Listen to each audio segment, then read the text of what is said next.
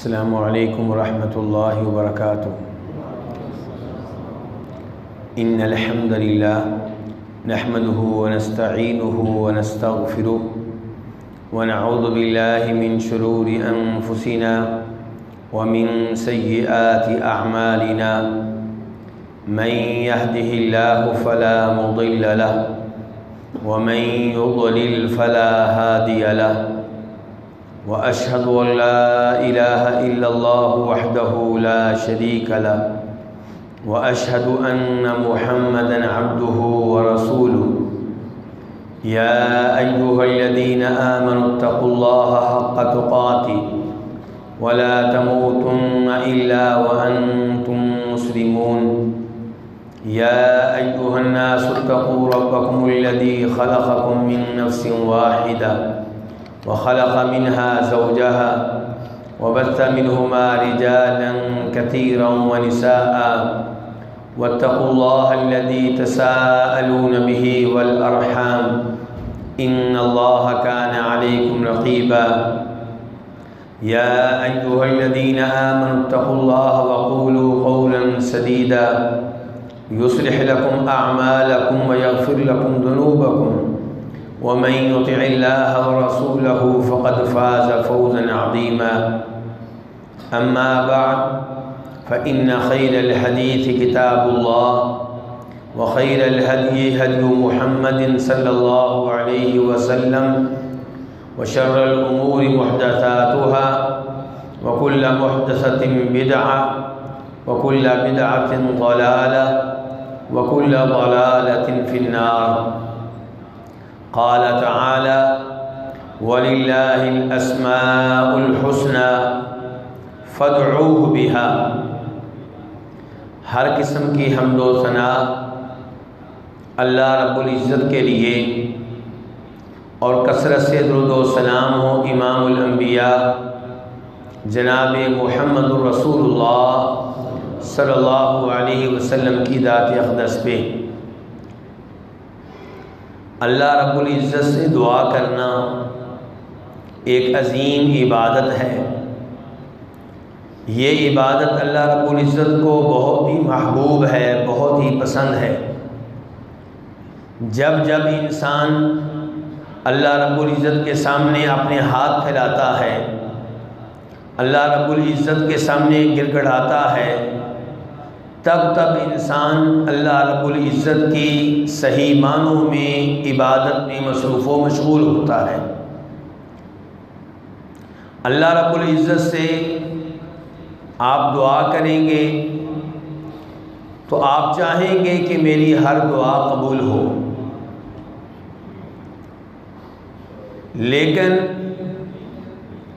جو ہدایات اور جو تعلیمات قرآن و حدیث میں آئی ہیں ان سے پتہ چلتا ہے کہ ضروری نہیں کہ آپ کی وہ خواہش جس کے لیے آپ اللہ رب العزت سے دعائیں کر رہے ہیں اسی انداز میں پوری ہو جس انداز میں آپ چاہتے ہیں، لیکن انسان کو مایوس نہیں ہونا چاہیے، بار بار اللہ رب العزت سے دعائیں کرتے رہنا چاہیے۔ بار بار دعائیں کرنے سے آپ بار بار اللہ رب العزت کی عبادت کر رہے ہیں، آپ کے لیے بار بار نیکیاں لکھی جا رہی ہیں، اور کسی وقت اللہ رب العزت آپ کی اس خواہش کو پورا فرمائیں گے۔ شرط یہ ہے کہ وہ خواہش قرآن و حدیث کے خلاف نہ ہو، ظلم و زیادتی پہ مبنی نہ ہو۔ اللہ رب العزت نے نبی علیہ السلام نے دعاؤں کی قبولیت کے لیے ہمیں وسائل، اسباب، اوقات بتائے ہیں جن کا اہتمام کیا جائے تو دعاؤں کی قبولیت کا امکان بڑھ جاتا ہے۔ ان اسباب میں سے ایک سبب یہ ہے کہ انسان جب اللہ تعالیٰ سے دعا کرے تو اللہ رب العزت کو اللہ کے ناموں کا واسطہ دے، دعا میں اللہ کے ناموں کو وسیلہ بنایا جائے۔ اللہ تعالیٰ فرماتے ہیں کہ وَلِلَّهِ الْأَسْمَاءُ الْحُسْنَى، اللہ کے پیارے پیارے نام ہیں، اللہ تعالیٰ کے اچھے اچھے نام ہیں۔ فَادْعُوهُ، اللہ سے دعائیں کیا کرو، بِہا، ان ناموں کے وسیلے سے، ان ناموں کے واسطے سے۔ آپ اللہ رب العزت سے توبہ چاہتے ہیں تو آپ اللہ رب العزت کو اللہ کے نام تواب کا واسطہ دیں اور اللہ سے کہیں اے اللہ تیرے ناموں میں سے ایک نام ہے تواب، تو بہت توبہ قبول کرنے والا ہے۔ یا اللہ میں نے بڑے گناہ کیے ہیں لیکن تیرا نام تواب ہے، اس لیے اے اللہ میں توبہ کر رہا ہوں، میری توبہ قبول فرما لے۔ آپ کو رزق چاہیے، آپ اللہ رب العزت کو واسطہ دیں گے اللہ کے نام رزاق کا، اور اللہ تعالیٰ سے کہیں گے اے اللہ میں محتاج، میں فقیر، اور تیرا نام ہے رزاق، بہت رزق دینے والا، یا اللہ تجھے تیرے نام رزاق کا واسطہ ہے، مجھے رزق دے۔ اس انداز سے اللہ رب العزت کو اللہ کے ناموں کا وسیلہ اور واسطہ دینا چاہیے، اور یہ وہ چیز ہے جسے انبیاء کرام علیہم السلام نے اختیار کیا۔ وہ اللہ تعالیٰ سے دعائیں کرتے ہوئے اللہ تعالیٰ کو اللہ کے ناموں کا اور اللہ کی صفات کا واسطہ دیا کرتے تھے۔ ہمارے نبی علیہ السلام یوں دعا کیا کرتے تھے، یا حیو یا قیوم برحمتک استغیث، کہ اے وہ ذات جس کا نام ہے حی اور جس کا نام ہے قیوم، میں تجھ سے فریاد کر رہا ہوں اور تجھے واسطہ دیتا ہوں تیری صفت رحمت کا۔ اور جناب سلیمان علیہ السلام کہہ رہے ہیں وَأَتِكَ فِي عِبَادِكَ الصَّالِحِينَ، اے اللہ میں تجھے تیری رحمت کا واسطہ دے کے کہتا ہوں کہ مجھے اپنے نیک بندوں میں شامل فرما لے۔ تو اس انداز سے دعائیں کیا کرتے تھے انبیاء کرام علیہم السلام۔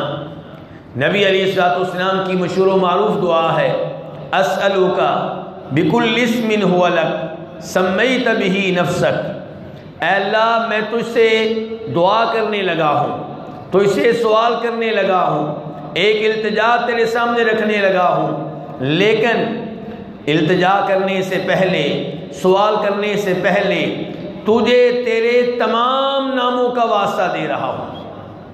اے اللہ تجھے واسطہ دے رہا ہوں ان تمام ناموں کا جو نام تیرے ہیں، چاہے وہ نام تو نے اپنی کسی کتاب میں نازل کر دیے ہوں، اپنے کسی بندے اور نبی کو بتا دیے ہوں، چاہے یہ وہ نام ہوں جو تو نے کسی کو نہیں بتائے، علم غیب میں تیرے پاس ہیں، انہیں کوئی نہیں جانتا، یا اللہ میں ان تمام ناموں کا تجھے واسطہ دے کر تجھ سے سوال کر رہا ہوں۔ لیکن میرے بھائیوں، ان ناموں میں سے ایک نام ایسا ہے جسے اسم اعظم کہتے ہیں۔ اعظم کا معنی کیا ہوتا ہے؟ عربی جاننے والے بھائی جانتے ہوں گے، اعظم کا معنی کیا ہوتا ہے جی؟ سب سے بڑا، یعنی کہ باقی ناموں سے زیادہ عظمت کا حامل نام۔ اللہ کے سارے نام عظیم ہیں، اللہ کے سارے نام عظیم، سارے نام پیارے، سارے نام عمدہ، لیکن ایک ایسا نام ہے جو اللہ کے ناموں سے سب سے زیادہ عظمت والا ہے۔ اس نام کے ذریعے اللہ رب العزت سے دعا کی جائے تو دعاؤں کی قبولیت کا امکان مزید بڑھ جاتا ہے۔ اسے ہم اردو میں کہتے ہیں اسم اعظم۔ اسم اعظم کے بارے میں آج کے درس میں جاننا ہے کہ وہ کون سا ہے، اور اس بارے میں علماء کرام کا موقف کیا ہے۔ اس موضوع کو تھوڑا سا تفصیل سے ہم دیکھیں گے۔ کئی ایک علماء کرام یہ رائے رکھتے ہیں کہ اللہ کا کوئی ایسا نام نہیں ہے جو نام اللہ کے باقی ناموں کے مقابلے میں زیادہ عظمت والا ہو، ان سے زیادہ شان رکھتا ہو، ان سے زیادہ اہمیت کا حامل ہو، کیونکہ یہ اللہ کے نام ہیں۔ یہ کیسے ممکن ہے کہ اللہ کا ایک نام باقی ناموں سے زیادہ شان رکھتا ہو؟ اس کا مطلب یہ ہوگا کہ باقی نام اس نام سے پیچھے رہ گئے۔ تو اس کا مطلب یہ ہوگا کہ باقی ناموں میں کوئی نہ کوئی نقص پایا جاتا ہے۔ تو کہتے ہیں کہ یہ کہنا کہ اللہ کا ایک نام باقی تمام ناموں سے افضل، باقی تمام ناموں سے عمدہ، باقی تمام ناموں سے زیادہ شان رکھنے والا ہے، ایسا موقف نہیں ہونا چاہیے۔ اور یہی وہ لوگ ہیں جن کی یہ رائے ہے، میں آپ کی توجہ چاہوں گا، جن کی یہ رائے ہے کہ قرآن کریم بھی سارے کا سارا ایک جیسا ہے، پورے کا پورا قرآن عظیم ہے۔ یہ کہنا کہ قرآن کی ایک صورت باقی صورتوں سے زیادہ اہمیت رکھتی ہے، قرآن کریم کی ایک صورت باقی صورتوں سے زیادہ افضل ہے، قرآن کریم کی ایک آیت باقی آیتوں سے زیادہ عمدہ ہے، یہ موقف بھی نہیں ہونا چاہیے، کیونکہ پورے کا پورا قرآن اللہ کی طرف سے ہے۔ جب آپ ایک آیت کو اہمیت دیں گے، اس کا مطلب یہ ہے کہ دوسری آیتیں پیچھے رہ گئیں، اور یہ کیسے ہو سکتا ہے؟ کلام ایک ہی رب کا ہو، کلام ایک ہی اللہ کا ہو، اور پھر ان میں اہمیت کے لحاظ سے، شان کے لحاظ سے، مقام کے لحاظ سے فرق ہو۔ یہ تو آپ کہہ سکتے ہیں کہ اللہ کا کلام نبیوں کے کلام سے عمدہ ہے، یہ تو آپ کہہ سکتے ہیں کہ اللہ کا کلام فرشتوں کے کلام سے عمدہ ہے، لیکن اللہ کا کلام آپ کہیں کہ اس کا ایک حصہ دوسرے حصے سے افضل ہے، یہ تو بڑی عجیب سی بات ہے۔ تو آپ لوگ کیا رائے رکھتے ہیں جی اس بارے میں؟ آپ لوگوں کی کیا رائے ہے؟ پھر ایک جیسا ہے پورا قرآن؟ جی متاثر ہو گئے اس رائے سے؟ آپ لوگ اس رائے کو قبول کر لیا آپ نے؟ یہ رائے جو بظاہر بڑی اچھی لگ رہی ہے، یہ احادیث کے خلاف ہے، صحیح احادیث کے خلاف ہے۔ صحیح احادیث میں تو نبی علیہ السلام یہ کہہ رہے ہیں، امام بخاری روایت کرتے ہیں ابو سعید بن معلہ سے کہ نبی علیہ السلام نے مجھ سے کہا تھا لَأُعَلِّمَنَّكَ سُورَةً هِيَ أَعْظَمُ سُورَةٍ فِي الْقُرْآنِ، کہ ابو سعید میں تمہیں ایک ایسی صورت بتاؤں گا جو قرآن کی صورتوں میں سب سے زیادہ عظمت کی حامل ہے، سب سے زیادہ شان اور مقام و مرتبہ رکھتی ہے۔ پھر آپ نے بتایا کہ وہ سورہ فاتحہ ہے۔ تو قرآن کریم کی سب سے عظیم سورت کون سی ہے بیٹا؟ سورہ فاتحہ۔ اور امام مسلم روایت کرتے ہیں کہ نبی علیہ السلام نے جناب ابی بن کعب سے کہا تھا، کس سے کہا تھا؟ ابی بن کعب رضی اللہ تعالیٰ عنہ سے، کہ مجھے بتاؤ ایو آیت من کتاب اللہ معک اعظم، قرآن کریم کی جتنی بھی آیتیں ہیں ان آیتوں میں سے سب سے عظیم آیت کون سی ہے؟ ابی بن کعب نے کہا تھا اللہ لا الہ الا هو الحی القیوم، آیت الکرسی۔ تو نبی علیہ السلام نے ان کے سینے پہ ہاتھ مارا، شاباش دینے کے انداز میں، تائید کے انداز میں، اور پھر کہا واللہ لیہنک العلم ابا المنذر، اے ابی بن کعب تمہیں یہ علم مبارک ہو کہ تمہیں پتہ چل گیا ہے کہ قرآن کریم کی آیتوں میں سے سب سے عظیم آیت کون سی ہے۔ تو پھر وہ کون سی ہے بیٹا؟ آیت الکرسی۔ اور اللہ تعالیٰ قرآن حکیم میں ارشاد فرماتے ہیں اللہ نزل احسن الحدیث کتابا متشابہا، اللہ رب العزت نے بہترین کلام نازل کیا ہے، اللہ تعالیٰ نے سب سے اچھا کلام نازل کیا ہے۔ سب سے اچھا کلام جو اللہ نے نازل کیا وہ کیا ہے؟ کتابا متشابہا، ایک ایسی کتاب نازل کی ہے جس کی ہر آیت دوسری آیت کی تصدیق کرتی ہے، جس کی ہر آیت دوسری آیت کی تائید کرتی ہے، جن آیتوں میں کوئی اختلاف نہیں ہے، کوئی تناقض نہیں ہے، کوئی تضاد نہیں ہے، کوئی ٹکراؤ نہیں ہے۔ تو اس آیت سے بھی پتہ چلا کہ احسن الحدیث، اللہ نے سب سے عمدہ کلام نازل کیا ہے، کیونکہ تورات بھی اللہ کا کلام ہے، انجیل بھی اللہ کا کلام ہے۔ تو اللہ تعالیٰ قرآن کریم کے بارے میں کہہ رہے ہیں کہ یہ میرا سب سے اچھا کلام ہے۔ تو پتہ چلا کہ اللہ کے کلام میں کچھ حصے ایسے ہیں جو دوسروں سے افضل ہیں، دوسروں سے زیادہ شان، مقام و مرتبہ رکھتے ہیں۔ امام ابن تیمیہ رحمہ اللہ وہ فرماتے ہیں کہ اس معاملے میں ٹینشن لینے کی ضرورت نہیں ہے، پریشان ہونے کی ضرورت نہیں ہے۔ ہم جانتے ہیں کہ سارے کا سارا کلام ایک اللہ کی طرف سے ہے، لیکن یہ بھی دیکھنا ہوتا ہے کہ کون سے کلام میں کس موضوع پہ گفتگو کی گئی ہے۔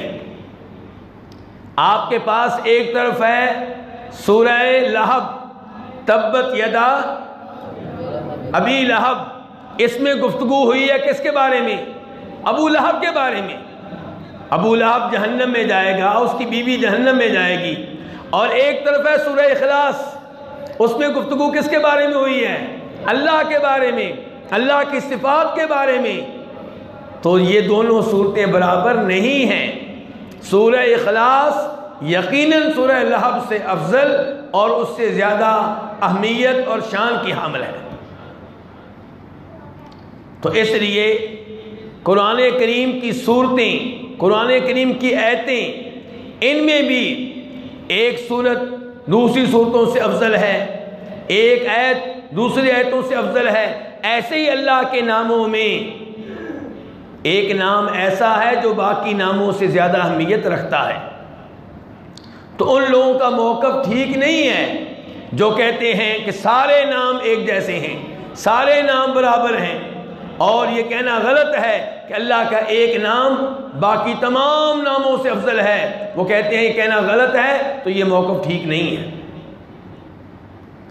کچھ علماء کرام ایسے ہیں جو کہتے ہیں کہ ہم مانتے ہیں کہ اللہ کا ایک نام ایسا ہے جو اسم اعظم ہے، باقی تمام ناموں سے زیادہ اہمیت رکھتا ہے، لیکن کون سا ہے یہ ہمیں معلوم نہیں ہے، یہ اللہ ہی بہتر جانتا ہے۔ اور تیسری رائے یہ ہے کہ اللہ کا ایک نام اسم اعظم کہلاتا ہے، باقی تمام ناموں سے افضل ہے، اور وہ نام بتا دیا گیا ہے۔ پھر وہ کون سا نام ہے، اس بارے میں علماء کرام کے بہت سے اقوال ہیں، تقریباً 14 اقوال ہیں۔ مثال کے طور پہ ایک قول یہ ہے کہ اللہ کا اسم اعظم ہے ہوا، حالانکہ یہ اللہ کا نام ہی نہیں ہے۔ ایک موقف یہ ہے کہ اللہ کا اسم اعظم ہے اللہ، ایک موقف یہ ہے کہ اللہ کا اسم اعظم ہے اللہ الرحمن الرحیم، تینوں ملا کر۔ ایک موقف یہ ہے کہ اللہ کا اسم اعظم ہے الحی القیوم، ایک یہ ہے کہ اللہ کا اسم اعظم ہے الرحمن الرحیم الحی القیوم، یہ چاروں ایک ساتھ۔ ایک موقف یہ ہے کہ اللہ کا اسم اعظم ہے لا الہ الا انت سبحانک انی کنت من الظالمین۔ ایک موقف یہ ہے کہ اللہ کا اسم اعظم ہے ربی ربی۔ تو اس طرح کر کے 14 کے قریب اقوال ہیں۔ اب ان میں سے راجح قول کون سا ہے، ہم نے کس قول کو اپنانا ہے، اس سلسلے میں چند احادیث آپ کے سامنے رکھنا چاہوں گا۔ مجھے امید ہے کہ آپ نبی علیہ الصلوۃ والسلام کی یہ احادیث توجہ سے سنیں گے۔ پہلے نمبر پہ جناب انس بن مالک رضی اللہ تعالی عنہ فرماتے ہیں کہ میں نبی صلی اللہ علیہ وسلم کے ساتھ مسجد میں بیٹھا ہوا تھا، ایک آدمی نماز پڑھ رہا تھا، اس نے نماز کے دوران رکوع کیے، سجدے کیے، تشہد میں بیٹھا۔ جب اس نے دعائے تشہد پڑھ لی تو دعائیں شروع کر دیں۔ آپ جانتے ہیں کہ تشہد کے آخر میں دعا کا بہترین وقت ہے۔ ہمارے لوگ عام طور پہ یہ کوشش کرتے ہیں کہ دعا کب ہو، نماز کے بعد، سلام پھر جانے کے بعد، لیکن نبی علیہ الصلوۃ والسلام کی احادیث سے پتہ چلتا ہے کہ دعا ہونی چاہیے اتحیات میں، سلام پھیرنے سے پہلے۔ جو مانگنا چاہتے ہیں مانگیں، دعا کریں آپ نماز کے سجدے میں، دعا کریں آپ اذان اور اقامت کے درمیان، یہ قبولیت کا وقت ہے۔ مثال کے طور پہ اذان اور اقامت کے درمیان آپ 2 رکعتیں ادا کرتے ہیں، ان 2 رکعتوں کے سجدے میں اللہ سے جو مانگنا ہے مانگیے۔ دو لحاظ سے قبولیت کا امکان ہے، ایک تو اس لیے کہ اذان اور اقامت کے درمیان آپ مانگ رہے ہیں، دوسرے نمبر پہ نماز کے دوران سجدے کی حالت میں آپ اللہ تعالیٰ سے سوال کر رہے ہیں۔ بہترین طریقہ ہے، بہترین وقت ہے اللہ تعالیٰ سے مانگنے کا۔ تو یہ آدمی تشہد میں ہے اور دعا کر رہا ہے، دعا میں کیا کہتا ہے؟ اللہم انی اسألک بأن لک الحمد لا الہ الا انت المنان بدیع السماوات والارض یا ذا الجلال والاکرام یا حی یا قیوم۔ اس حدیث کو روایت کیا ہے امام ترمذی نے، ابو داؤد نے، ابن ماجہ نے، امام نسائی وغیرہ نے، اور شیخ البانی رحمہ اللہ نے اس کو صحیح قرار دیا ہے۔ تو یہ آدمی کیا کہہ رہا ہے؟ اور نبی علیہ الصلوۃ والسلام نے اس پہ کیا فیصلہ کیا ہے؟ آپ نے کہا کہ اس آدمی نے اللہ رب العزت کے اس عظیم نام کے ذریعے دعا کی ہے۔ جس عظیم نام کے ذریعے دعا کی جائے تو اللہ رب العزت دعا کو شرف قبولیت بخشتے ہیں۔ اللہم اے اللہ، میں تو اس سے سوال کرتا ہوں، سوالی بن کر آیا ہوں۔ سوالی بن کر کس کے سامنے؟ اللہ رب العزت کے سامنے۔ کسی نبی کی قبر پہ جا کے سوالی نہیں بننا، کسی ولی کی قبر پہ جا کے سوالی نہیں بننا۔ سوالی اس کے سامنے بننا ہے جس کے سامنے انبیاء کرام علیہم السلام سوالی بنے۔ تو اللہم انی اسألک، اے اللہ میں سوالی بن کر آیا ہوں، تو اس سے سوال کر رہا ہوں، اس لیے کہ اے اللہ ساری حمد و ثنا سب تعریفیں تیرے لیے ہیں۔ لا الہ الا انت، تیرے علاوہ کوئی معبود برحق نہیں ہے۔ توجہ سے سنیں، اس دعا میں آپ نے اسم اعظم تلاش کرنا ہے۔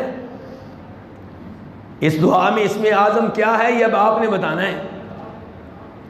تو کیا کہہ رہے ہیں کہ اے اللہ میں تو اس سے سوال کرتا ہوں اس لیے کہ ہر طرح کی حمد و ثنا تیرے لیے ہے، تیرے علاوہ کوئی معبود برحق نہیں ہے۔ المنان، وہ اللہ بے پناہ احسان کرنے والا ہے۔ بدیع السماوات والارض، آسمانوں کو زمینوں کو بغیر کسی نقشے کے، بغیر کسی نمونے کے، بغیر کسی ماڈل کے پیدا کرنے والا ہے۔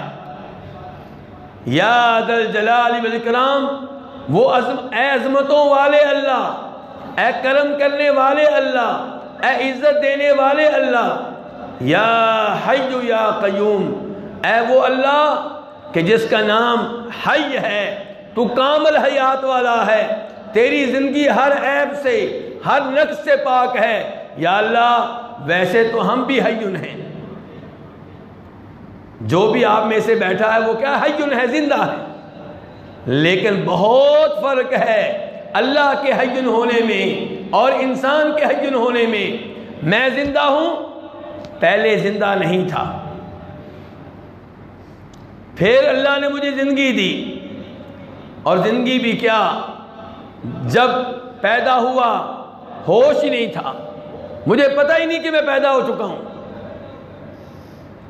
بھوک لگتی، پیاس لگتی تو ماں دودھ پلاتی، مجھے یہ بھی نہیں پتا کون ماں ہے، کس نے مجھے پکڑا ہے۔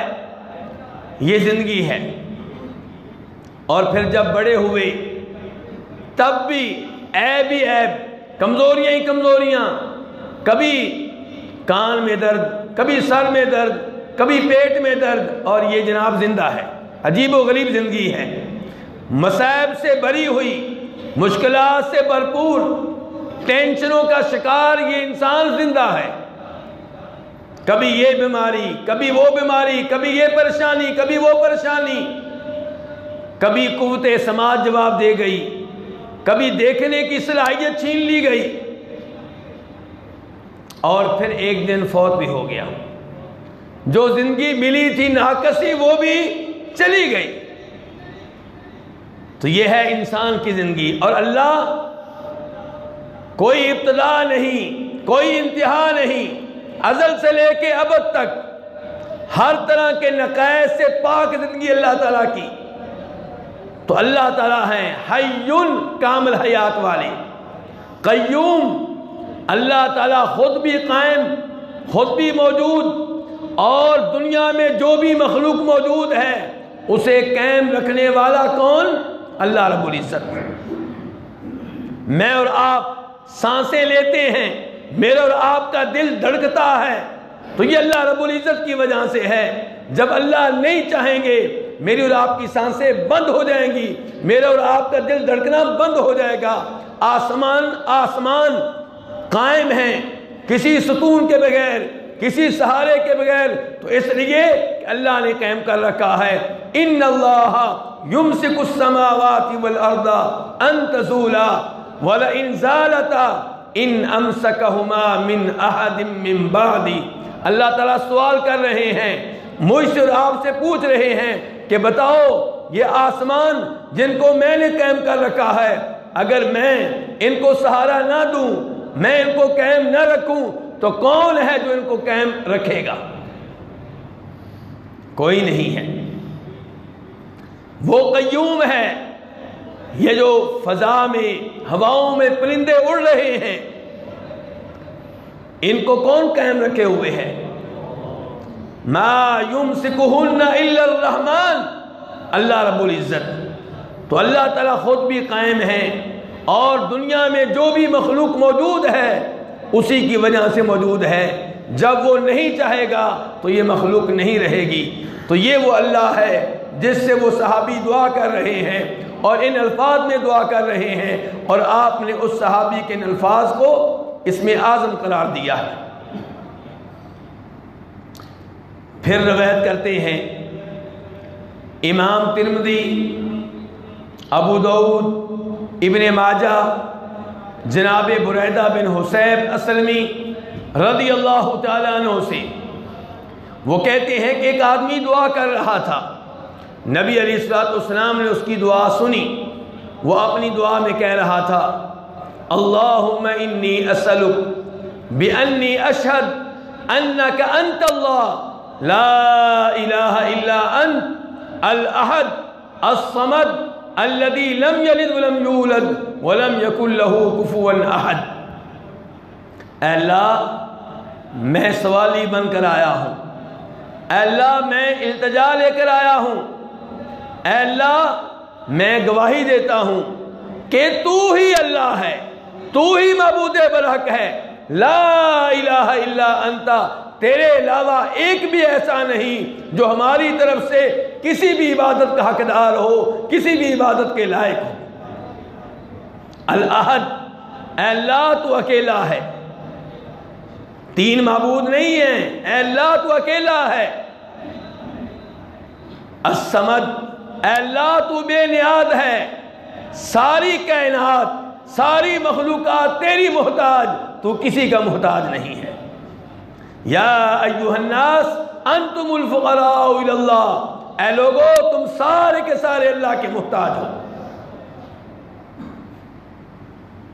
اے اللہ تیرا کوئی باپ نہیں، تیرا کوئی والد نہیں، تیری کوئی اولاد نہیں۔ مکہ والوں کا عقیدہ غلط کہ فرشتے تیری بیٹیاں ہیں، عیسائیوں کا عقیدہ غلط کہ عیسیٰ علیہ السلام تیرے بیٹے ہیں، یہودیوں کا عقیدہ غلط کہ عزیر علیہ السلام تیرے بیٹے ہیں۔ یا اللہ تو اولاد کا محتاج نہیں ہے، یہ ہم انسان ہیں جو اولاد کے محتاج ہوتے ہیں۔ اے اللہ تیرا کوئی بھی ہمسر نہیں، کوئی تیری برابری نہیں کر سکتا۔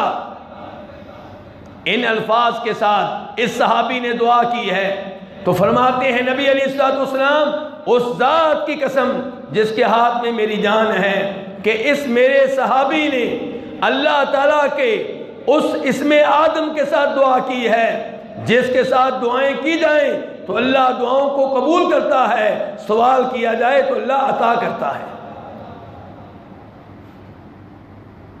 کتنی حدیثیں ہو گئیں؟ آپ میرے ساتھ ہی ہیں نا؟ 2 حدیثیں ہو گئی ہیں۔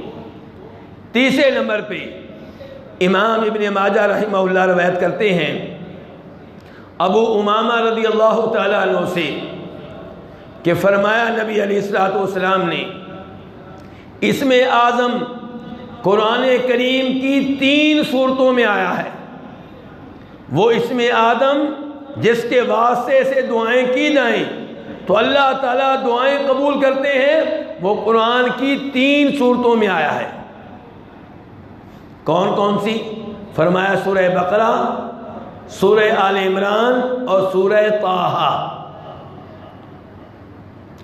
اس حدیث کو روایت کرنے والے کون سے صحابی ہیں جی؟ ابو امامہ۔ ابو امامہ سے اس حدیث کو روایت لینے والے قاسم بن عبد الرحمن دمشقی کہتے ہیں کہ میں نے ان 3 صورتوں پہ غور کیا کہ کون سا اللہ کا نام ہے جو ان 3 صورتوں میں آیا ہے، تو میں اس نتیجے پہ پہنچا کہ وہ الحی القیوم ہے، کیونکہ سورہ بقرہ میں آیت الکرسی میں کیا آیا ہے؟ اللہ لا الہ الا هو الحی القیوم۔ سورہ آل عمران کی شروع میں کیا آیا ہے؟ اللہ لا الہ الا هو الحی القیوم۔ اور سورہ طٰہٰ میں اللہ تعالیٰ کہتے ہیں وَعَنَتِ الْوُجُوهُ لِلْحَيِّ الْقَيُّومِ کہ روز قیامت سارے لوگوں کے چہرے اللہ کے سامنے جھک جائیں گے، وہ اللہ جو الحی القیوم ہے۔ اور آپ نے یہ 3 حدیثیں سنی ہیں۔ ان 3 حدیثوں میں سے پہلی حدیث میں جس صحابی نے دعا کی تھی تو اس نے دعا میں یہ بھی کہا تھا یا حیو یا قیوم۔ تو اب ان احادیث کے سننے کے بعد آپ لوگوں کا کیا موقف ہے؟ پھر اسم اعظم کون سا ہے؟ الحی القیوم ہے۔ اور یہ موقف ہے کئی ایک علماء کرام کا، لیکن ایک موقف اور بھی ہے، اور وہ یہ کہ اللہ کا اسم اعظم، اللہ کا سب سے عظیم نام وہ اللہ ہے۔ وہ کیا ہے؟ اللہ ہے۔ اب درست موقف کون سا ہے؟ تو میرے بھائیوں یہ دونوں موقف بہت ہی قوت رکھتے ہیں، لیکن اللہ والا موقف سب سے بڑھ کر قوت رکھتا ہے۔ آپ جتنی بھی احادیث ہیں اسم اعظم کے بارے میں وہ اٹھا لیں تو ہر ایک میں اللہ کا نام اللہ موجود ہے، اور اللہ اس نام میں ایسی خصوصیات ہیں جن کی وجہ سے واقعی اللہ کا اسم اعظم ہے۔ ایک تو یہ کہ یہ اللہ کا وہ نام ہے جسے آپ کہہ سکتے ہیں اور لوگ کہا کرتے ہیں کہ یہ اللہ کا ذاتی نام ہے۔ جی مراد کیا ہے کہ اللہ کا تعارف جب آپ کروائیں گے تو اللہ کے ذریعے کروائیں گے۔ مثال کے طور پہ آپ کہیں گے کہ اللہ کا ایک نام رحمان ہے، اللہ کا ایک نام رحیم ہے، اللہ کا ایک نام عزیز ہے، اللہ کا ایک نام خالق ہے، اللہ کا ایک نام رزاق ہے۔ یہ نہیں کہیں گے کہ رحمان کا ایک نام رحیم ہے، رحمان کا ایک نام خالق ہے، رحمان کا نام اللہ ہے، یہ کہیں گے اللہ کا نام رحمان ہے۔ تو اس سے پتہ چلا کہ اللہ کے تمام ناموں کی اصل جو ہے وہ اللہ ہے۔ اللہ کے باقی تمام نام ان کی نسبت اس نام کی طرف ہوتی ہے۔ مثال کے طور پہ جب اللہ کا تعارف شروع ہوتا ہے الحمدللہ رب العالمین الرحمن الرحیم مالک یوم الدین، تو آپ کیا کہہ رہے ہیں؟ تمام تعریفیں کس کے لیے ہیں؟ اللہ کے لیے۔ کون سا اللہ؟ رب العالمین، جو تمام جہانوں کا رب ہے، جو رحمان ہے، جو رحیم ہے، جو مالک یوم الدین ہے، روز جزا کا مالک ہے۔ تو بات شروع ہوئی ہے اللہ سے۔ آیت الکرسی میں آ جائیں اللہ لا الہ الا هو الحی القیوم، پوری آیت الکرسی اللہ کے تعارف پہ مشتمل ہے۔ اللہ کون ہے؟ کامل حیات والا. اللہ کون ہے؟ قیوم. اللہ کون ہے جس کے علاوہ کوئی معبود برحق نہیں. اللہ کون ہے جسے اونگ نہیں آتی. اللہ کون ہے جسے نیند نہیں آتی. اللہ کون ہے جو آسمان و زمین کی ہر چیز کا مالک ہے. اللہ وہ ہے جس کے ہاں کسی کو شفاعت کرنے کی جرت نہیں ہوگی مگر اس کی اجازت کے ساتھ. تو ساری گفتگو کا آغاز اللہ سے ہوا ہے. دوسرے نمبر پہ اللہ کے ناموں میں سے یہ واحد وہ نام ہے جس کے ساتھ ہمیشہ الف لام رہتا ہے. باقی ناموں کے سے الف لام ہٹ جاتا ہے جب آپ اللہ تعالیٰ سے دعائیں کرتے ہیں. اللہ کے ساتھ دعائیں کریں گے تو آپ کیا کہیں گے؟ یا اللہ یا اللہ. تو الف لام موجود ہے کیونکہ اللہ اصل میں کیا ہے؟ ال اور آگے الہ. الہ کے اوپر اللہ ہے نا. جیسے رحمان کے اوپر اللہ ہے تو آپ کیا کہیں گے؟ الرحمن. رزاق کے اوپر اللہ ہے تو آپ کیا کہیں گے؟ الرزاق. تو اللہ اصل میں کیا ہے؟ الہ. اور اس کے اوپر کیا آ گیا؟ الف لام. تو آپ کیا کہتے ہیں؟ اللہ کہتے ہیں. دعا کرتے ہیں یا اللہ. لیکن جب آپ الرحمن کے نام سے اللہ کو پکاریں گے تو آپ الرحمن نہیں کہیں گے. عربی میں آپ کیا کہیں گے؟ یا رحمان الف لام کے بغیر. یا رحیم الف لام کے بغیر. یا رزاق الف لام کے بغیر. تیسرے نمبر پہ اللہ کے نام کی خصوصیات میں سے ایک خصوصیت یہ بھی ہے کہ نبی علیہ الصلوۃ والسلام سے جو اذکار آئے ہیں ان پہ آپ غور کریں تو ان میں بھی اللہ رب العزت کے اذکار کو جس نام کے ساتھ جوڑا گیا ہے وہ اللہ ہے. مثال کے طور پہ لا الہ الا اللہ. اللہ کے علاوہ کوئی معبود برحق نہیں. اللہ کا کون سا نام آیا؟ اللہ. اللہ اکبر. ہر چیز سے بڑا کون؟ اللہ. سبحان اللہ. ہر عیب سے پاک کون؟ اللہ. الحمدللہ. تمام تعریفیں کس کے لیے؟ اللہ کے لیے. انا للہ و انا الیہ راجعون. کون سا نام آیا ہے؟ اللہ. حسبنا اللہ و نعم الوکیل. کون سا نام آیا ہے؟ اللہ. تو اللہ تعالیٰ کا یہ نام عام طور پہ اذکار میں استعمال ہوتا ہے, دعاؤں میں استعمال ہوتا ہے. اور پھر آپ یہ دیکھیں کہ قرآن کریم میں جو اللہ کے نام آئے ہیں ان پہ غور کریں تو آپ کو پتہ چلے گا کہ اللہ کا نام اللہ 2200 سے زیادہ بار آیا ہے, جبکہ اللہ کے نام, اللہ کے قریب قریب جو نام ہے وہ رحمان ہے, یہ قرآن کریم میں صرف 75 بار آیا ہے. تو اللہ کا نام جو اللہ ہے اسے اسم اعظم قرار دیا جائے, اسے اسم اعظم مانا جائے تو یہی وہ موقف ہے جو احادیث کے مطابق بھی ہے, اور یہی وہ نام ہے جس کے بارے میں ہم دیگر آیات اور احادیث کی روشنی میں کہہ سکتے ہیں کہ اس میں وہ خصوصیات ہیں جو باقی ناموں میں نہیں ہیں. اس لیے میرے بھائیوں اللہ کے اس نام کا اہتمام کرنا چاہیے. اللہ سے دعا کریں تو اس نام کے ذریعے کریں, جیسا کہ انبیاء کرام کہا کرتے تھے اللہم اللہم, تو اللہم میں بھی اللہ ہی آ رہا ہے. تو اس انداز سے اللہ رب العزت سے دعا کریں گے تو آپ نے اللہ کے اسم اعظم کو اختیار کیا ہے.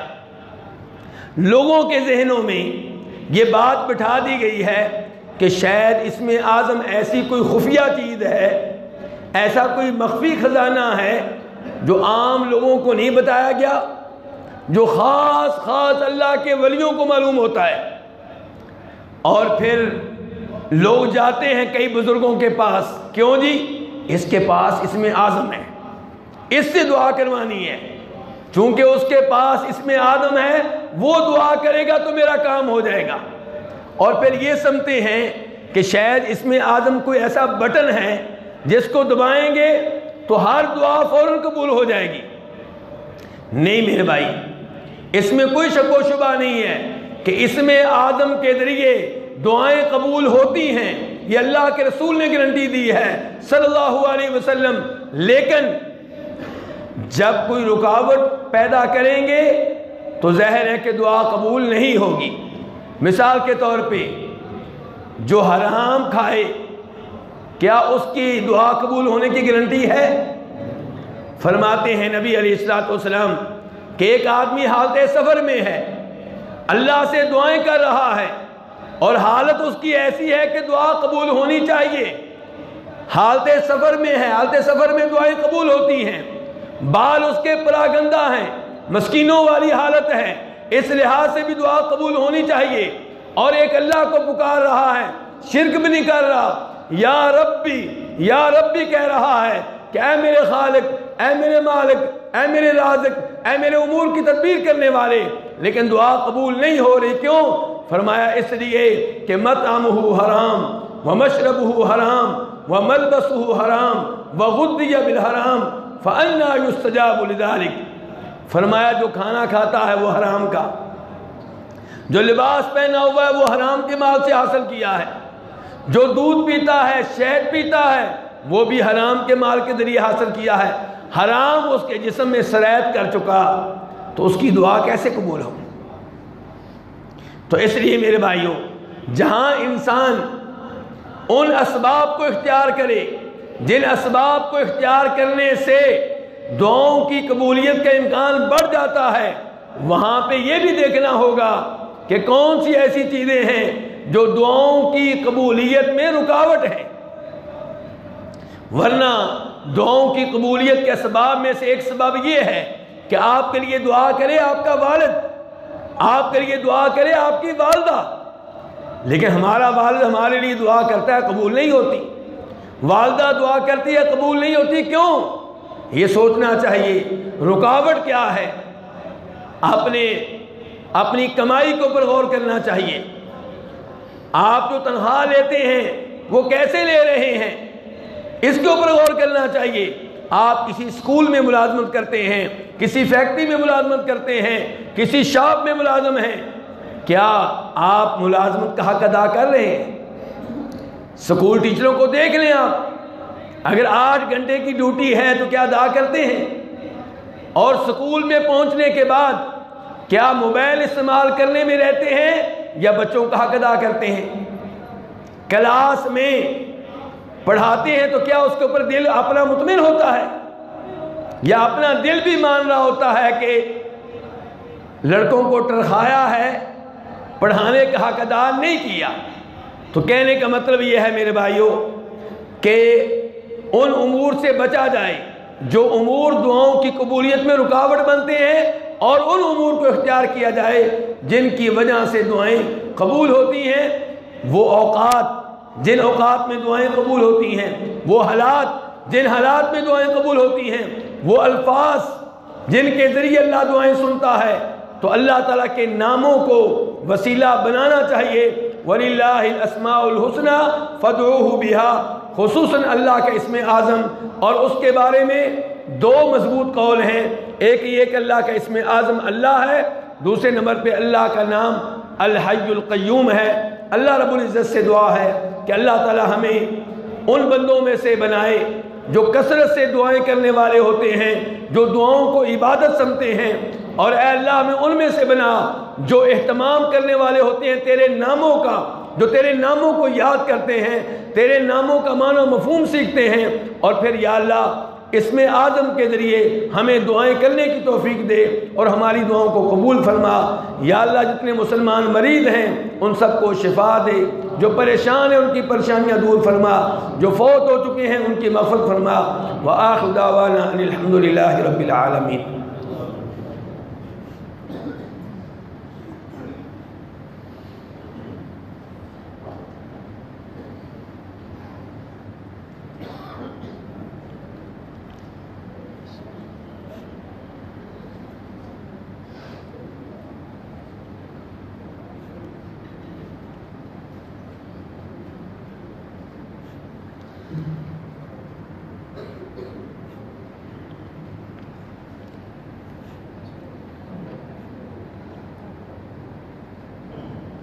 باقی ہمارے ہماری نشست کا ایک حصہ مکمل ہوا، دوسرا حصہ سوال و جواب کا ہے جو شیخ محترم نے بیان کیا ہے۔ انشاءاللہ اسی میں سے یہ سوال کیے جائیں گے۔ اس سائل کو جواب آتا ہو وہ صرف اپنا ہاتھ کھڑا کرے گا، شیخ محترم انتخاب کر کے اس سے جواب پوچھیں گے، اور جو بھائی جواب دے گا اس سے گزارش ہے کہ وہ یہاں پر تشریف لائے اور مائک میں جواب دے۔ تو سب سے پہلا سوال یہ ہے، احد اور صمد ان کے کیا معنی ہے؟ ان دونوں میں آپس میں کیا فرق ہے؟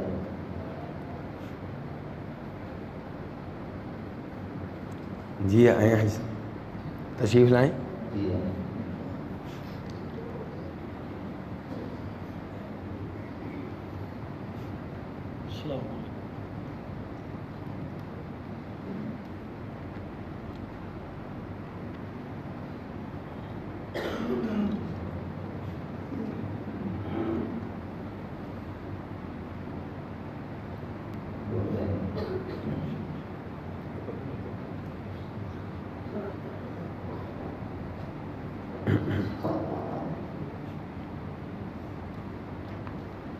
السلام علیکم۔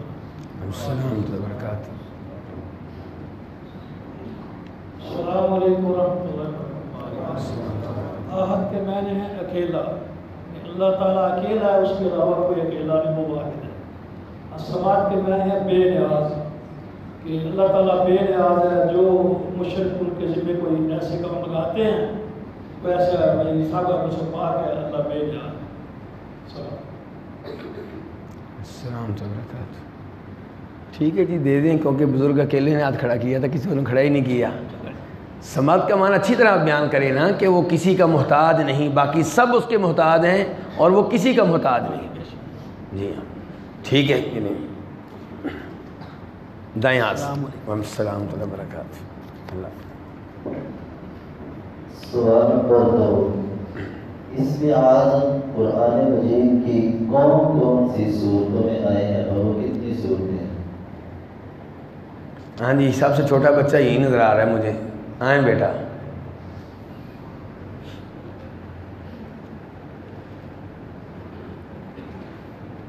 اسم اعظم 3 صورتوں میں آئے ہیں، سورۃ البقرہ، سورۃ آل عمران اور سورۃ طٰہٰ۔ وہ کیا ہے بیٹا؟ یہ بھی پوچھا ہے نا؟ ہاں وہ کیا ہے پھر بیٹا؟ الحی القیوم۔ بہت اچھے بہت اچھے۔ اللہ۔ نہیں یہ الحی القیوم کہیں، جو آپ سے سوال کیا گیا اس کے لحاظ سے الحی القیوم، بہت اچھے۔ کتنے سپارے حفظ کر لیے بیٹا؟ 2 یہاں حفظ کر رہے ہیں؟ ماشاء اللہ، اللہ تعالیٰ آپ کو کامیاب فرمائے بیٹا، بہت اچھے ماشاء اللہ بہت اچھے۔ سوال نمبر 3، کیا اللہ تعالیٰ کے ناموں کے ساتھ واسطہ دینا جائز ہے؟ دلیل سے واضح ہے، اس کی دلیل بھی دیجیے۔ پہلے سب سے چھوٹا اب سب سے بڑے کون ہیں؟ وہ بزرگ آئیں جی۔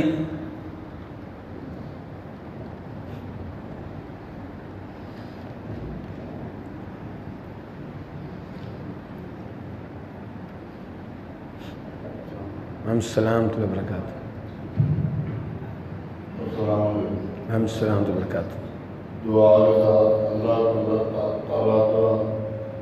اللہ تعالیٰ کے ناموں کا واسطہ دینا جائز ہے، جیسے یا حی یا قیوم، یا منان یا حنان، یا رحمان یا رحمان، اس طرح اللہ تعالیٰ کے ناموں کا واسطہ دینا جائز ہے۔ انہوں نے کہا ہے کہ دلیل بھی ساتھ دینی ہے، کہتے ہیں کوئی قرآن کی آیت پیش کریں، کوئی حدیث پیش کریں جس سے پتہ چلے کہ یہ کام کرنا چاہیے۔ وَلِلَّهِ الْأَسْمَاءُ الْحُسْنَىٰ فَادْعُوهُ بِهَا۔ بہت اچھے ماشاءاللہ بہت اچھے، اللہ آپ کو ذائقہ خیر دے ماشاءاللہ ماشاءاللہ، اللہ آپ کو صحت دے، اللہ آپ کو عافیت دے ماشاءاللہ، بہت اچھے۔ سوال نمبر 4، اسم اعظم کے بارے میں کل کتنے قول ہیں اور شیخ محترم نے کتنے بیان کیے ہیں جو ہمیں انہوں نے سنائے ہیں، وہ کون کون سے؟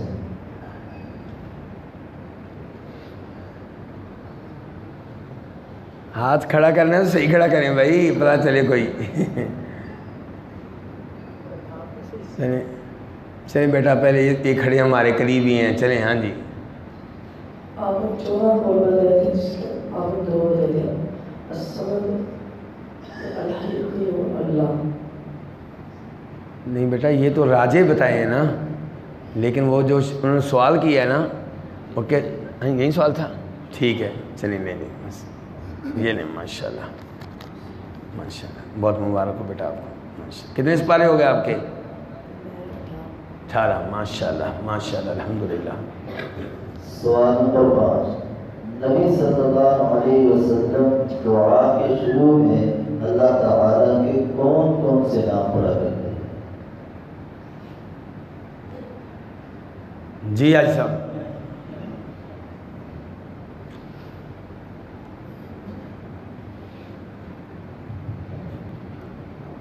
السلام علیکم ورحمۃ اللہ وبرکاتہ۔ نبی علیہ السلام والسلام دعا جب شروع کرتے تو اللہ تعالیٰ وَإِلَّهِ الْأَسْمَاءُ الْحُسْنَىٰ فَادْعُوهُ بِهَا، اللہ تعالیٰ کے لگتا ہے یہاں پہ آ کے بھول گئے ہیں، ادھر آ کے بھول گئے ہیں، راستے میں یاد تھا ان کو لگتا ہے۔ یا اللہ یا اللہ یا رحمان یا رحیم۔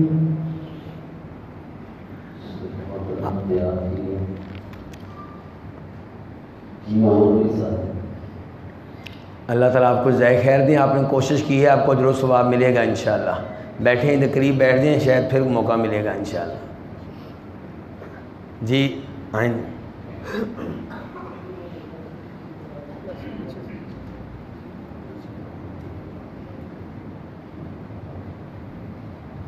السلام علیکم ورحمۃ اللہ وبرکاتہ۔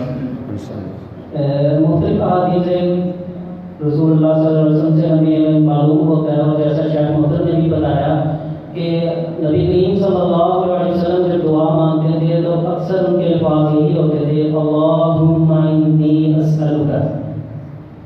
کیا سوال سمجھے دوبارہ سے کہ نبی صلی اللہ علیہ وسلم جب دعا کرتے تھے تو اللہ تعالیٰ شروع میں کون سے نام پڑھتے تھے؟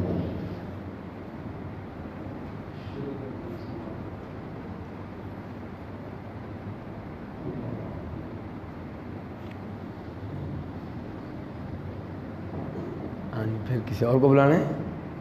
جی آئیں جی، بڑی دور سے آئے تھے۔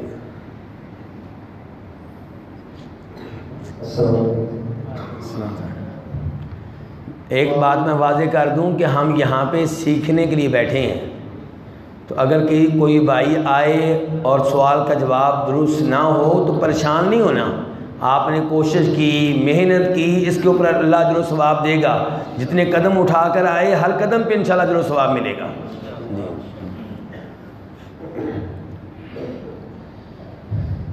یا منان یا حنان یا ذا الجلال والاکرام، اور اس کے علاوہ اللہم انی اسألک یعنی اشہد انک انت اللہ لا الہ الا انت الاحد الصمد الذی لم یلد ولم یولد ولم یکن لہ کفوا احد۔ اللہم اور یا ربی کہتے ہیں۔ ہاں جی، آپ نے سوال لکھا تھا، آپ بتائیں، آپ مطمئن ہیں؟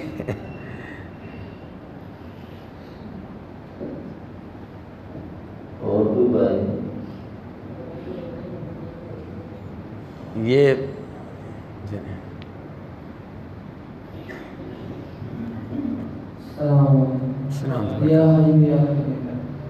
ٹھیک ہے جی، لو جی، یہی مراد لے رہے تھے، یا حی یا قیوم۔ یہ آپ دعا کیا کرتے تھے نا، یا حی یا قیوم برحمتک استغیث۔ چلیے، کتنے سپارے ہو گئے آپ کے بیٹا؟ ماشاءاللہ تبارک اللہ، 22 سپارے ہو گئے ہیں۔ اس بارے میں اس لیے پوچھ رہا ہوں کہ آپ بھی سوچیں کہ آپ کے بیٹے کے کتنے ہو گئے ہیں۔ جی سوال نمبر 6، قرآن مجید کی سب سے عظیم سورت کون سی ہے اور سب سے عظیم آیت کون سی ہے؟ یہ تو ہاتھ کچھ زیادہ ہی ہیں جی۔ ہاں جی بیٹا، آئیں جی، آئیں جی۔ چلیں اب آپ کی قسمت۔ السلام علیکم. السلام وبرکاتہ. انہوں نے سوال کے 2 حصے ہیں ان کے.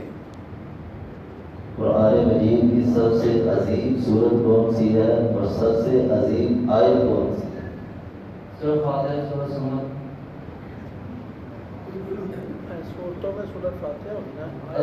اور ایتوں میں سے ایت کون سی؟ یا حی یا قیوم. نہیں یہ بیٹا یہ تو ایت نہیں ہے نا. ہاں جی اتنے ہاتھ ہیں یہ تو انتخاب ہی مشکل ہے. بچے ہاں چھوٹے آؤ جی آؤ جی ہاں جی ماشاء اللہ ماشاء اللہ. چلیں آپ نے کوشش کی, آپ کا آدھا جواب ٹھیک تھا لیکن مکمل نہیں کر سکے آپ. اللہ آپ کو جزائے خیر دے.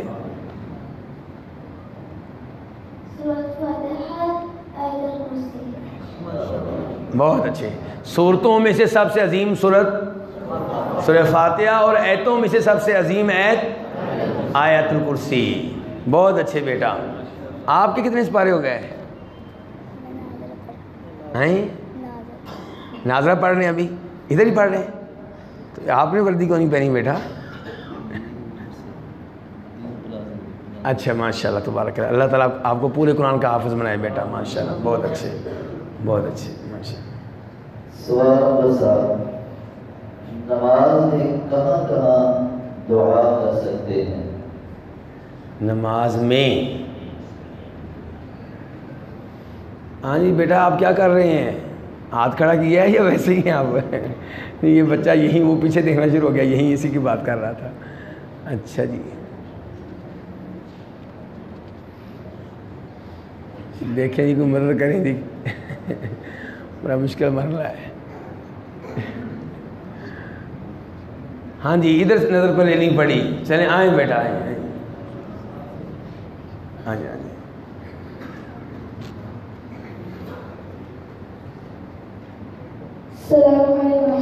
السلام ورحمۃ اللہ وبرکاتہ.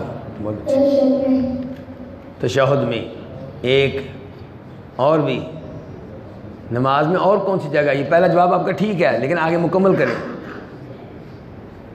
نہیں یہ ادھر سے نہیں بتانا بھائی. سجدے میں ویسے ہی آپ کو بتایا گیا ہے لیکن کوئی بات نہیں. چلیں جی چلیں یہ لیں. کتنے سوال ہو گئے بیٹا؟ 4 ہو گئے. الحمدللہ ماشاء اللہ. اللہ تعالیٰ مکمل کرنے کی توفیق دے. سوال نمبر 8, اللہ تعالیٰ کے حج ہونے میں اور انسان کے حج ہونے میں کیا فرق ہے؟ اللہ بھی حیٌ ہے, بندہ بھی حیٌ ہے. دونوں میں فرق کیا ہے؟ جو اچھی طرح فرق کر سکے بس وہ ہاتھ کھڑا کرے. ایسا نہ ہو کہ پھر آپ کو واپس جانا پڑے یہاں سے.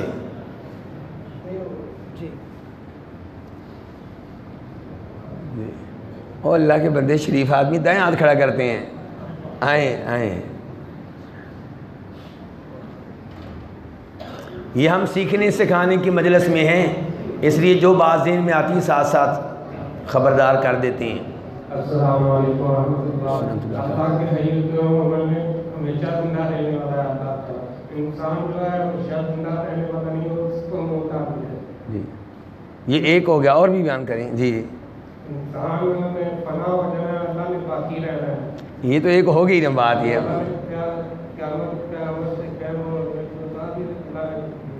یہ تو وہی بات بار بار کر رہے ہیں آپ. اور آج جو انسان زندہ ہے تو اس میں اور اللہ کی زندگی میں کیا فرق ہے؟ ایک تو یہ فرق ہے نا کہ انسان جو ہے پہلے زندہ نہیں تھا پھر زندہ ہے, اور اللہ ہمیشہ سے زندہ ہے. دوسرا یہ کہ اللہ تعالیٰ مستقبل کے لحاظ سے بھی ہمیشہ کے لیے زندہ ہے, اور انسان آج زندہ ہے کل زندہ نہیں ہوگا. یہ 2 ہو گئے. تیسرا جو ابھی زندگی ہے وہ بھی انسان کی ٹینشنوں سے کیا زندہ مردوں کی طرح ہی ہے. زندہ ہو کے بھی ہم کس کی طرح ہیں؟ مردوں کی طرح. پریشانیاں ہی پریشانیاں, ٹینشنیں ہی ٹینشنیں. کسی کو نیند نہیں آتی, کوئی شوگر کا مریض ہے, کوئی کینسر کا مریض ہے. کیا یہ زندگی ہے؟ اور اللہ کی زندگی ہر لحاظ سے کامل و مکمل ہے. چلیں جی آئیں جی لے لیں نام آپ. السلام تو برکاتہ. اللہ آپ کو سلامت رکھے. سوال نمبر 9, قیوم کا کیا معنی ہے اور زمین و آسمان کو کس نے قائم رکھا ہوا ہے؟ یہ دو ساتھی آپ کے قریب بیٹھے ہیں، ان کا کیا کریں؟ اچھا ہی چلے آئیں جی پھر۔ السلام علیکم ورحمۃ اللہ۔ قیوم کا مطلب ہے قیام رکھنے والا، قیام رکھنے والا، زمین و آسمان۔ دوبارہ بتائیں۔ قیوم کا مطلب قیام رہنے والا اور قیام رکھنے والا، پوری کائنات۔ صحیح ہے۔ اور سوال ان کا آگے بھی تھا کہ آسمان و زمین کو قیام کرنے والا، رکھنے والا کون ہے؟ اللہ رب العالمین۔ اللہ رب العالمین۔ چلیں ٹھیک، یہ السلام اللہ وبرکاتہ۔ یہ اپنی اپنی خوش نصیبی ہوتی ہے۔ یہ چکوال تلگنگ کی سائڈ پہ میں کئی دفعہ درس دینے کے لیے جاتا ہوں، تو ایک صاحب جن کو میں جانتا ہوں وہ مجھ سے پوچھے بغیر ایسے ہی لفافے جیسے آج آپ کو مل رہے ہیں وہ لے کر آتے ہیں، 10 کے قریب لفافے لے آتے ہیں، میرے سامنے رکھ دیتے ہیں، جی سوال بھی کریں اور ان کو انعام بھی دیں۔ تو کہنے کا مطلب یہ ہے کہ ہر انسان سوچے کہ وہ دین میں اپنا کردار کیسے ادا کر سکتا ہے، یعنی کہ صرف ہم انعام لینے والے نہ بنیں بلکہ یہاں پہ لیں تو کسی اور مسجد میں آپ دینے والے ہوں، یہاں پہ آپ لے رہے ہیں کسی سکول میں بچوں کو آپ دینے والے ہوں، یہاں پہ آپ لے رہے ہیں اپنے گھر میں اپنے بچوں کو سے دینی سوال کریں اور وہاں آپ ان کو انعام دینے والے ہوں۔ جی سوال نمبر 10، عام طور پر اذکار میں اللہ کا کون سا نام آیا ہے؟ بار بار دلیل سے واضح کریں۔ دلیل بھی کیا سوال تھا؟ قرآن میں اذکار میں؟ جی جی دلیل بھی دینی پڑے گی۔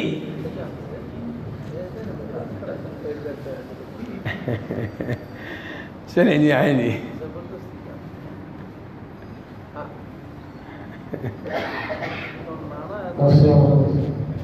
اللہ کا نام اللہ لا الہ الا هو الحی القیوم، الف لام میم، اللہ لا الہ الا هو الحی القیوم۔ تشریف رکھیں آپ، اللہ آپ کو جزائے خیر دے، آپ نے ہمت کی ہے، لیکن جو سوال تھا اس کے مطابق جواب نہیں آیا۔ میں پھر کہہ رہا ہوں یہ سوال کچھ مشکل ہے، اس میں تفصیل کے ساتھ آپ کو بتانا پڑے گا۔ وہ سوال یہ ہے کہ اذکار میں عام طور پہ اللہ کا کون سا نام آیا ہے، تو پھر کئی اذکار جو میں نے بتائے تھے ان میں سے بتانے پڑیں گے آپ کو ادھر آگے۔ جی چھوٹے آئیں جی۔ السلام وبرکاتہ۔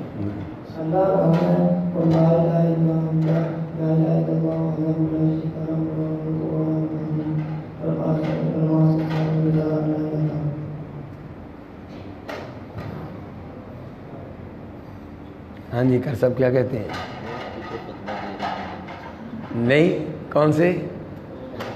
ہاں جی آئیں جی، پھر آپ آ جائیں۔ بیٹا جو میں نے بتائے تھے نا اس حساب سے آپ جواب نہیں دے سکے، بیٹھیں تشریف رکھیں۔ اللہ تعالیٰ آپ کے علم میں اضافہ فرمائے، آپ کے علم میں برکتیں ڈالیں۔ عام طور پہ اذکار اور مثالیں وہ دیں جو میں نے دی تھی تاکہ پتہ چلے کہ آپ دھیان سے سن رہے تھے۔ السلام علیکم۔ السلام۔ اللہ ایسے لازم اللہ ہے جو شاہ نے بتایا کہ سبحان اللہ، الحمدللہ، اللہ اکبر، لا الہ الا اللہ، یہ ایسے سارے جن کے اندر کثرت کے ساتھ اللہ کا نام ہے، اس میں واضح بن رہا ہے۔ اسی طرح اور بھی ہے۔ بہت اچھے، ٹھیک ہے، ماشاء اللہ ماشاء اللہ۔ یہ لیں، اللہ آپ کو ذائقہ خیر دیں، بارک اللہ فیکم۔ سوال نمبر 11، انسان کی دعائیں قبول کیوں نہیں ہوتی؟ اس کے زمرے میں شیخ محترم نے کون سی روایت بیان کی ہے؟ مختصراً بیان کر۔ جی بیٹا چلیں، آئیں آئیں۔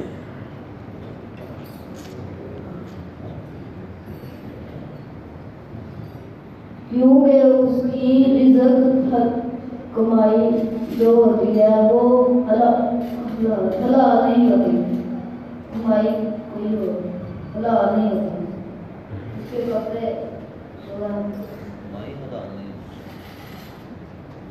اس کی حلال کی کمائی نہیں ہوتی. یہی سوال تھا نا. چلیں ماشاء اللہ ماشاء اللہ. چلیں شاباش. سوال نمبر 12 راجع دور کے مطابق اسم اعظم کون کون سے ہیں جو شیخ محترم نے بیان کیے؟ یعنی کہ 2 قول بیان کیے تھے، وہ 2 قول بیان کرنے ہیں آپ نے.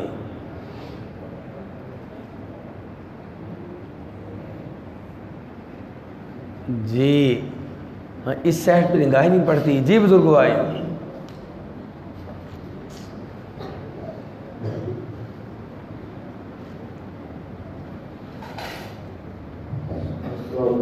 السلام علیکم. الحی القیوم. ٹھیک ہے جی. یہ اللہ تعالیٰ آپ کو مزید علم دے. جو بھائی سوالوں کا جواب دینے کے لیے آتے رہے ہیں بڑی عمر کے، ان میں سے اکثر کی شلواریں ٹخنوں سے نیچے تھیں. جو بچے آتے رہے ان کی بات نہیں کر رہا، بڑوں کی بات کر رہا ہوں. شلواریں ٹخنوں سے نیچے تھیں، اور شلوار کا ٹخنوں سے نیچے ہونا یہ کون سا گناہ ہے؟ صغیرہ کہ کبیرہ؟ کبیرہ گناہ ہے. اس پہ کیا وعید آئی ہے؟ جس کی شلوار وغیرہ ٹخنوں سے نیچے ہوتی ہوگی، روزے قیامت کیا ہوگا؟ اللہ ان سے کلام نہیں کرے گا، اللہ ان کی طرف نظر رحمت سے نہیں دیکھے گا، ان کے لیے دردناک عذاب ہے.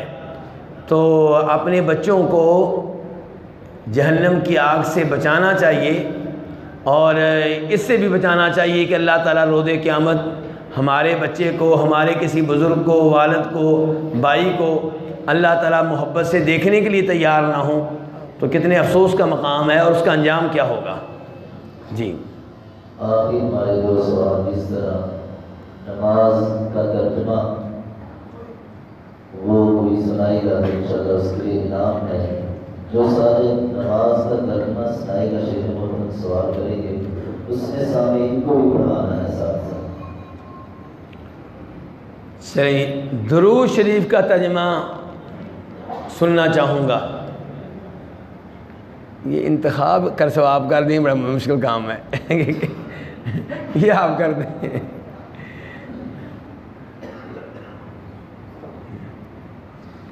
چلیں جی آئیں جی بزرگو آپ آئیں.